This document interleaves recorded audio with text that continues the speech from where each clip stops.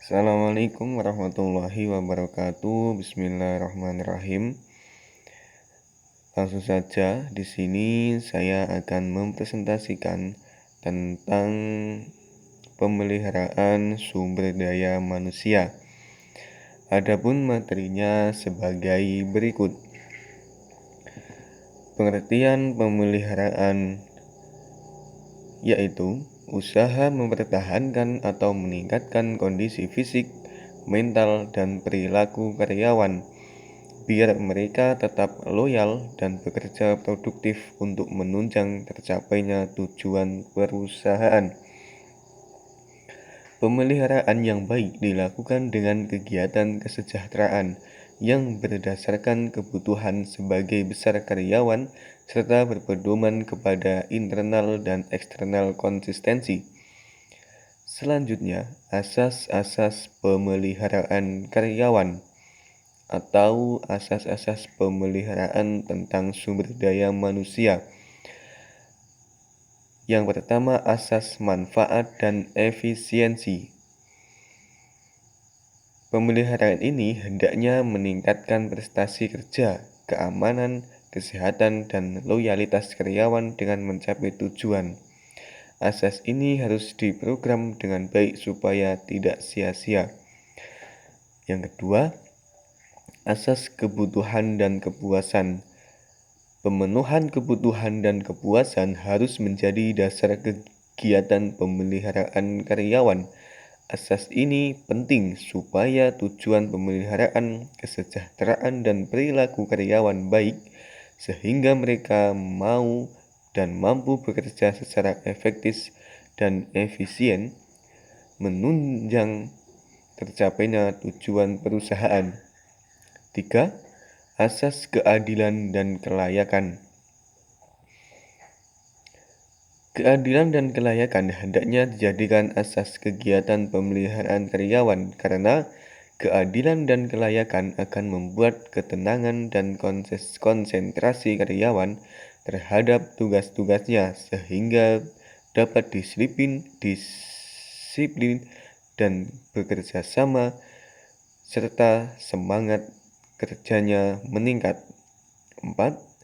Asas peraturan legal.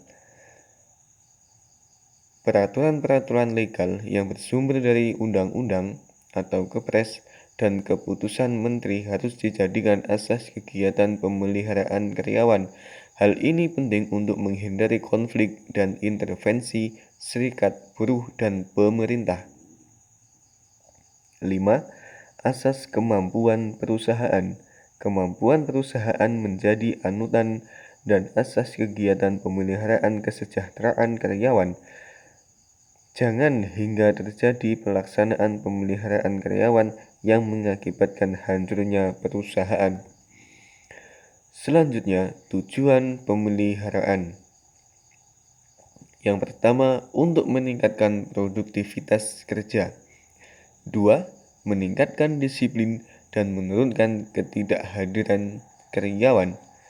3. Meningkatkan loyalitas dan menurunkan turnover karyawan. 4. Memberikan ketenangan, keamanan, dan kesehatan.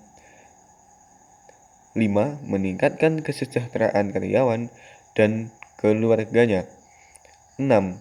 Memperbaiki kondisi fisik, mental, dan perilaku karyawan. 7. Mengurangi konflik serta membuat suasana yang harmonis. 8. Mengefektifkan pengadaan karyawan. Selanjutnya, menimbang dari pentingnya pemeliharaan tenaga kerja.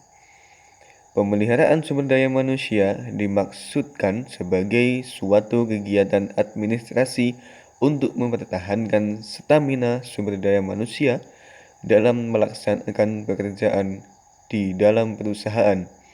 Dengan demikian, yang bersangkutan tidak mengalami gangguan selama melaksanakan kiprah yang diberikan kepadanya. Faktor yang mendorong perlunya perusahaan yang melaksanakan pemeliharaan sumber daya manusia adalah 1. Sumber daya insan merupakan modal utama perusahaan yang apabila tidak dipelihara dapat menimbulkan kerugian bagi perusahaan. 2. Sumber daya insan ialah insan yang biasa yang mempunyai kelebihan, keterbatasan, emosi dan perasaan yang gampang berubah dengan berubah-ubahnya lingkungan sekitar. Yang terakhir yaitu metode pemeliharaan. Pemilihan metode yang dapat bertujuan pelaksanaan efektif dalam mendukung tercapainya tujuan organisasi suatu perusahaan.